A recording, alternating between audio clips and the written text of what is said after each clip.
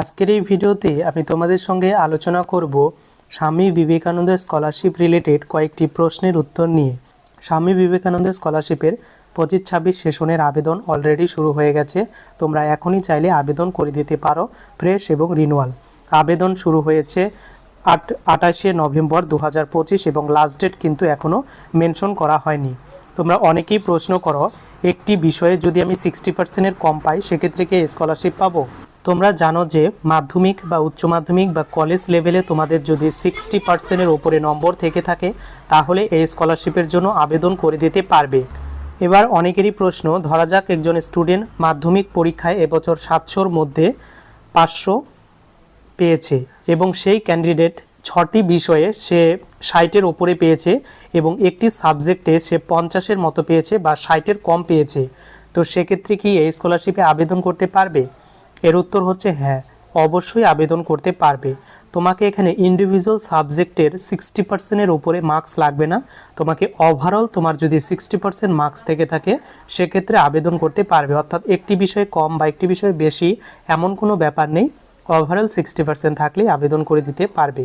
অনেকেরই প্রশ্ন যে কলেজে সে বছর সেকেন্ড ইয়ারে অ্যাপ্লিকেশন রিনুয়াল করবে, তো দেখা গেল সে ফার্স্ট সেমিস্টারে সে একটি সাবজেক্টে ব্যাক পেয়েছে বা ব্যাকলগ পেয়েছে এবং সেকেন্ড ইয়ারে সে সমস্ত কিছু পাশ করেছে, এবার কি সে রিনুয়াল করতে পারবে? বা অনেকের এমন প্রবলেম যে ফার্স্ট ইয়ারে সে ব্যাক পেয়েছে এবং সেকেন্ড ইয়ারে সে কিন্তু সমস্ত সাবজেক্টে পাশ করেছে, সেক্ষেত্রে কি রিনুয়াল করতে পারবে? এর উত্তর হচ্ছে একদমই না, সে কিন্তু আবেদন করতে পারবে না। কারণ স্বামী বিবেকানন্দের স্কলারশিপের আবেদনেই বলা হয়েছে যে প্রত্যেকটি এক্সাম তোমাকে একবারেই পাশ করতে হবে। বাই চান্স তুমি যদি কোনো ব্যাক বা সাপ্লি পেয়ে যাও বা তোমার যদি গ্যাপ হয়ে যায় এক বছরের স্কলারশিপ পাওয়ার জন্য, সেক্ষেত্রে তুমি কিন্তু আর এলিজিবল নও স্বামী বিবেকানন্দের স্কলারশিপ থেকে টাকা পাওয়ার জন্য। তারপরে অনেকেই প্রশ্ন করে যে 60% না পেলে কি স্কলারশিপ পাওয়া যাবে না, বা 50% পেলে কি নাম্বার পেলে এই স্কলারশিপ পাওয়া যাবে? এর উত্তর হচ্ছে হ্যাঁ, অনেকে 50% কম নম্বর থাকলেও আবেদন করতে পারবে। তো কাদের জন্য?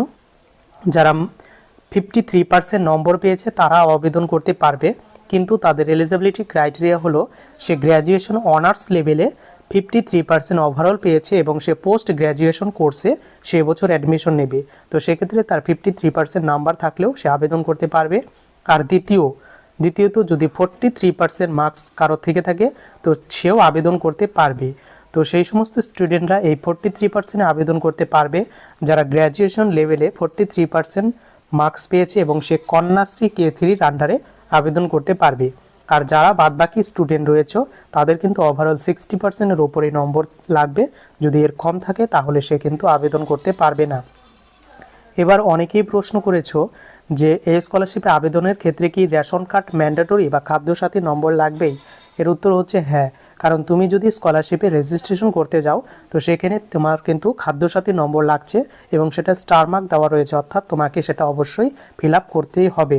অতএব তোমাদের রেশন কার্ড কিন্তু এবছর লাগছে স্বামী বিবেকানন্দের স্কলারশিপের রিনুয়াল এবং ফ্রেশ অ্যাপ্লিকেশন করার জন্য। পরে অনেকেই প্রশ্ন করে এই স্কলারশিপে আবেদন করলে বা আমি অলরেডি একটা স্কলারশিপ পেয়ে আসছি, তো সেক্ষেত্রে কি আমি স্কলারশিপে আবেদন করতে পারবো? এর উত্তর হচ্ছে না। যদি কোনো ক্যান্ডিডেট একটি কোর্সের জন্য একাধিক স্কলারশিপ পেয়ে থাকে তাহলে সেই স্কলারশিপের জন্য অন্য কোনো স্কলারশিপ বা এই স্কলারশিপে আর আবেদন করতে পারবে না, সেটা সেন্ট্রাল বা স্টেট গভর্নমেন্ট যে কোনো হতে পারে। কিন্তু এখানে একটি ব্যতিক্রম রয়েছে, যারা প্রাইভেট স্কলারশিপে আবেদন করবে সেই প্রাইভেট স্কলারশিপের জন্য কোনো রকম নিয়ম নেই, তবে সরকারি তোমরা স্কলারশিপ যে কোনো একটিতেই করতে পারবে। কিন্তু বেসরকারি যে স্কলারশিপগুলি রয়েছে তোমার যদি যোগ্যতা, তোমার যদি সমস্ত কিছু ম্যাচ করে তাহলে আবেদন করে দিতে পারো এবং তুমি টাকাও পেতে পারো। তো সেক্ষেত্রে স্বামী বিবেকানন্দ স্কলারশিপের জন্য কোনো রকম প্রবলেম হবে না।